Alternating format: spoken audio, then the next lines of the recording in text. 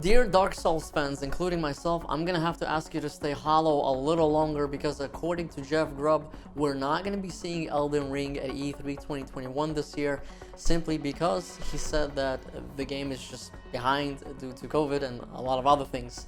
So because of that, and the leaked trailer that they had a couple of months ago, I think it was back in February, with bits and pieces of gameplay, I think that also actually made them push the game out. And according to him, he said that the trailer that they wanted to get out for E3 is not going to make it in time at the quality that they want it to be, so it's going to have to happen later. As far as Hellblade 2 goes, well, we all know that game got announced a couple of years back. I think it was back in 2019 in December at VGA's, and along with the Xbox Series X, actually the physical portion of it, that is, we also not going to be getting that game at E3 simply because it's just not ready yet, and COVID and all those things. So yeah, man, a lot of projects are just delayed. It really sucks, and that's what it is.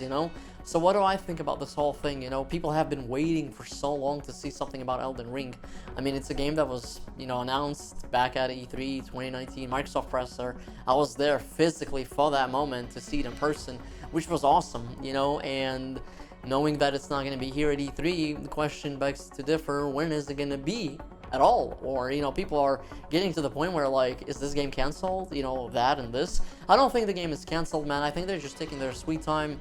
A lot of these things, the world was in shambles and kind of a lot of trouble for the obvious reasons over the past year or so, and we're just kind of slowly getting back into normality, if you want to call it that, these days. But you know what I mean. So my personal opinion is that we're just gonna play the waiting game a little bit longer, but I think at the end of the day, Miyazaki will make it sure that it is going to be worth the wait for us. I believe in Miyazaki-san, and I think you should as well. As far as Hellblade 2, I think that game was announced too early, and again, COVID didn't help either. It is what it is, but they did want to announce the next-gen game alongside the Xbox Series X back at, December VGAs, so it kind of made sense for them to announce a game that people would be interested in and kind of show off a cool CG trailer and whatnot. So, they had to have something. But do I think it was announced too early? I don't think it was announced super early, but maybe a little bit early. Again, I blame a lot of this stuff on COVID. I think if it wasn't for COVID, we probably would have seen gameplay already for Elden Ring. I mean, hell, the game probably would have been out by now, to be quite honest with you. And the same thing goes for, Hellblade. I don't think Hellblade would be out by now, but I definitely think we'd be seeing way more of it than we do now, because we haven't seen anything on both of these titles since their initial announcements, which was years ago. It kind of sucks. It is what it is. We're gonna move on to the next topic.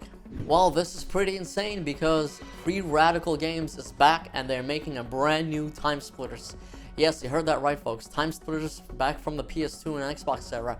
Absolutely insane. This is the year 2021. This was like 20 years ago. And not to mention, it is going to be the original staff as well, which is absolutely kind of crazy to me considering how much older those people are by now.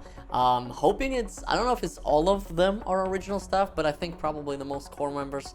I don't have the information on that, unfortunately, but if you want to see more details about this specific thing, go check out the article in the description link down below. So yeah, what do I think about this? I think this is absolutely fantastic. People always say, can unicorns or myths happen in the video game industry world? And I think they absolutely can. At this point, sometimes we can just expect the unexpected and whatnot. I mean, look at this way, right?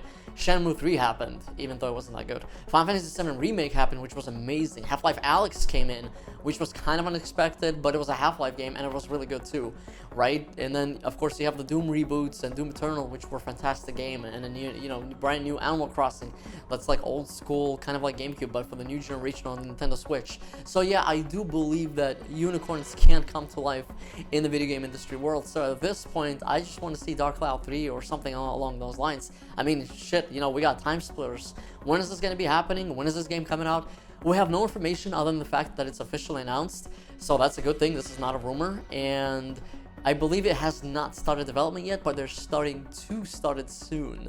That's a lot of starts there, but you guys get what I'm saying. So keep your eyes peeled at gaminginstincts.com. We will be covering Timesplitters as the story develops and as the game gets into development and whatnot. And with that being said, let us know what you think about this in the comments down below, and we're gonna move on to the next thing. Well, looks like we got a brand new Souls-inspired game on the horizon from the developers by the name of Round 8 Studio and publisher NeoWiz. who I personally never heard of, so I have no clue what they're known for, but they are making a game called Lies of P, which is going to be running on Unreal Engine 4 for PlayStation 5, Xbox Series X and S, and of course PC. It is a game that is inspired by Dark Souls and plays like Dark Souls according to the developers, and takes place in the Pinocchio universe, where you play Pinocchio and you have to find out what's happening in the world of Krat. Really interesting name, and as you guys can see here, you have the footage right in the background, and it looks very dark and grim. So this is definitely a darker tone based on, you know, the Pinocchio stuff. Actually, this game is based on, according to the article, on a classic Italian novel by Carlo Collodi. So I personally don't really read novels. I'm not really sure what's going on here. But what is my personal take on this? Definitely not something that I expected. I'm always up for more Souls-like games if they're good and actually fun to play. And if they're well designed, and you know, why not? I love Souls stuff. So, but it seems like a lot of people are trying to copy or, you know, be inspirational of Souls at this point. I mean, even God of War is like that, right? So, you know, is it too much of Souls these days or not really? I mean, I don't know, but either way, more Souls for me is pretty good on my personal level. What do you guys think about this? Let us know in the comments down below. But that's what's going on. So I am always welcoming new IPs and new games and, you know, things like that. I don't know these developers, so I'm gonna keep my expectations low.